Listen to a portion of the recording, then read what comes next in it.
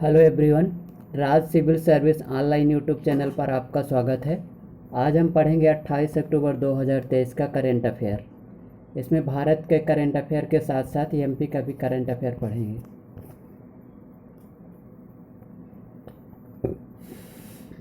तो आज का पहला क्वेश्चन, उम्मीद योजना के संबंध में निम्नलिखित कथनों पर विचार कीजिए। कथन नंबर 1, यह केंद्र प्रायोजित योजना है। कथन नंबर 2, इसे जम्मू कश्मीर राज्य ग्रामीण आजीविका मिशन सोसाइटी द्वारा मान्यता प्राप्त है।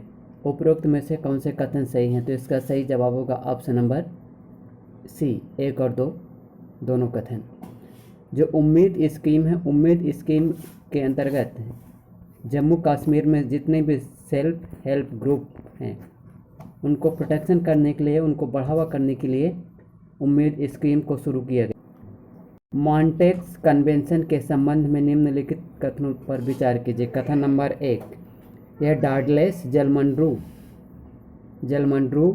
और बायोस्फीयर जलमंडरू मध्य के बीच समझौता है। कथन नंबर 2, यह तुर्की को युद्ध की स्थिति में नौसैनिक युद्धपोतों के आर पार या आने जाने का विनियमित करने का अधिकार देता है। यह तुर्की जलमंडरू मध्य से युद्ध के जहाज़ों को गुजरने पर पूर्ण प्रतिबंध लगाता है। तो इसका सही जवाब होगा ऑप्शन नंबर बी, केवल 2 कथन, केवल पहला और तीसरा। इंटरनेशनल माइग्रेशन आउटलुक रिपोर्ट 2023 किस संगठन के द्वारा जारी किए गए? तो इसका सही जवाब होगा ऑप्शन नंबर बी। जो इसकी स्थापना उन्नीस की जाती है, इसकी स्थापना 1960 में की जाती है और इसका जो हेडक्वार्टर है तो ऑस्ट्रिया की राजधानी वीना में है। लघु बचत योजना के संबंध में निम्नलिखित कथनों पर विचार कीजिए। कथन नंबर 1, इस योजना के माध्यम से तिमाही ब्याज दर के आधार पर ऋण प्रदान किया जाएगा। कथन नंबर 2, इसका प्रबंधन भारत सरकार के द्वारा किया जा रहा है। तो इसका सही जवाब होगा ऑप्शन नंबर सी, 1 और 2 दोनों सही। इस स्कीम का मुख्य उद्देश्य ये है कि छोटी बचत को बढ़ावा देने के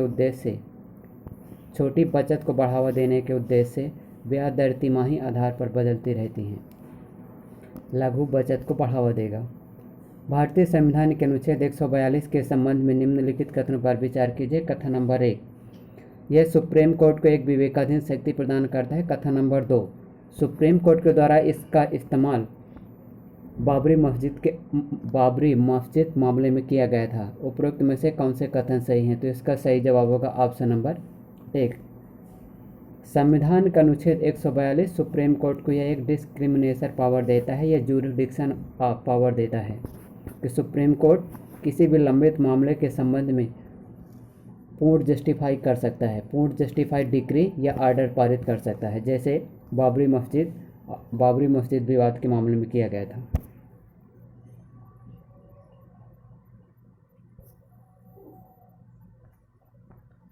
जामरानी बांध बहुउद्देशीय परियोजना किस राज्य में अवस्थित है? इसका सही जवाब होगा उत्तराखंड में। उम्मीद स्कीम के बारे में। उम्मीद स्कीम जम्मू कश्मीर में सेल्फ हेल्प ग्रुप के द्वारा किया गया एक पहल है। सेल्फ हेल्प ग्रुप को सहायता देने के लिए किया गया एक प्रयास है। भारत के बांध सुरक्षा अधिनियम के संबंध में निम्नलिखित कथनों पर विचार कीजिए। कथन नंबर 1, इस अधिनियम के तहत भारत में बांधों की सुरक्षा सुनिश्चित करने के लिए राष्ट्रीय बांध सुरक्षा प्राधिकरण और राज्य बांध सुरक्षा संगठनों की स्थापना करने का प्रावधान किया गया है।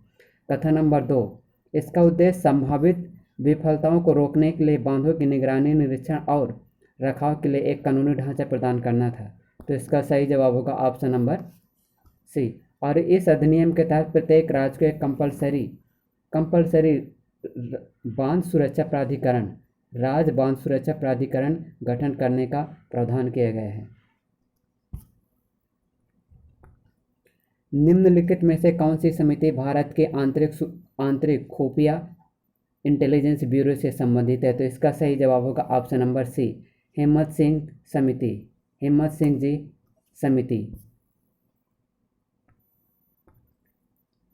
घरेलू खुफिया कर्तव्यों के अलावा जो हिम्मत सिंह जी समिति तो 1951 की सिफारिश के आधार पर आईबी को इंटेलिजेंस ब्यूरो को विशेष सीमावर्ती क्षेत्रों में खुफिया जानकारी कलेक्ट करने हेतु सिफारिश सौंपी गई थी। और जो हिम्मत सिंह समिति है, इसको उत्तर और उत्तर पूर्वी सीमा प्रांतों के समिति के नाम से भी जाना जाता है, क्योंकि नॉर्थ ईस्ट की सुरक्षा या प्रोटेक्शन करने के उद्देश्य से ये गठित की गई थी। काल्डेरा के संबंध में निम्नलिखित कथन पर विचार कीजिए। कथन नंबर 1, इसका निर्माण ज्वालामुखी के अंदर की ओर ढहने से होता है। कथन नंबर 2, ये अपने प्रत्येक पक्ष पर सदा एक समान बन रहता है। तो इसका सही जवाब होगा ऑप्शन नंबर केवल 1।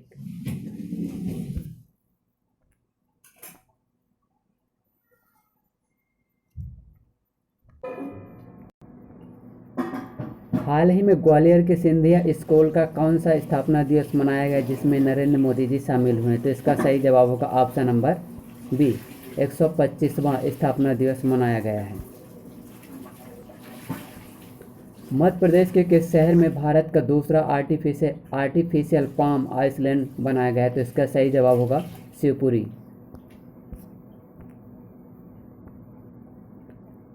मध्य प्रदेश के फ्लोटिंग फेस्टिवल का आयोजन किस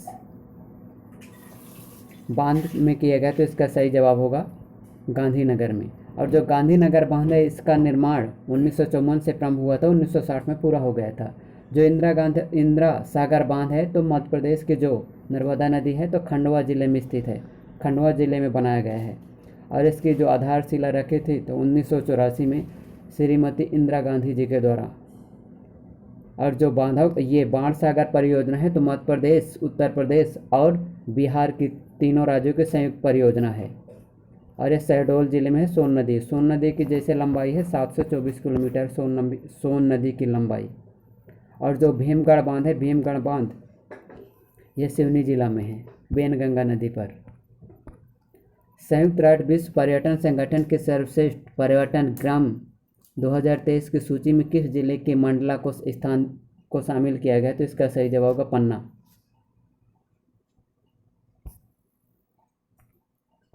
और जो United Nation World Tourism Organization की स्थापना 1975 में की गई थी। और इसका जो मुख्यालय है तो जिनेवा में, इसका जो मुख्यालय होगा तो इसका मुख्यालय है स्पेन की राजधानी में है। उज्बेकिस्तान के समरकंद में आयोजित संयुक्त राष्ट्र विश्व पर्यटन संगठन सभा के दौरान ग्रामों की सूची जारी की गई थी। इसमें सांस्कृतिक विविधता और परंपराओं को संरक्षित करने में अग्रणी गांवों को शामिल किया गया है। मंडला को सर्वश्रेष्ठ पर्यटन ग्राम अपग्रेड कार्यक्रम के एक हिस्से के रूप में शामिल किया गया है। भारत का पहला कार्यात्मक रूप से साक्षर जिला कौन सा है? तो इसका सही जवाब होगा मंडला।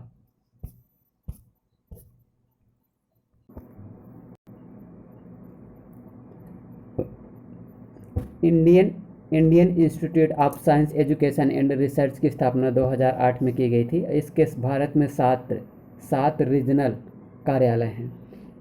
आज जो भोपाल में जिसकी स्थापना हुई थी, तो भोपाल में जिसका हेडक्वार्टर है, उसकी स्थापना 2008 में की गई थी।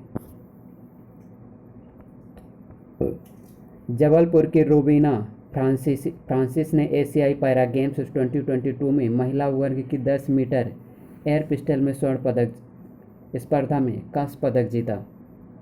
और वहीं ग्वालियर की प्राची यादव ने एशियाई पैरा गेम्स में कैनोइंग स्पर्धा में स्वर्ण पदक जीता।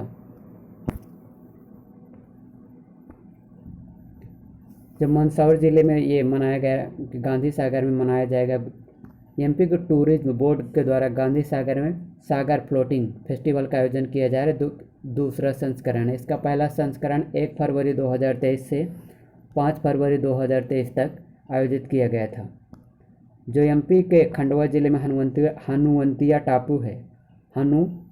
टापू है, उसमें प्रत्येक वर्ष जल महोत्सव का आयोजन किया जाता है। आयोजन किया जाता है? हनुमंतिया टापू।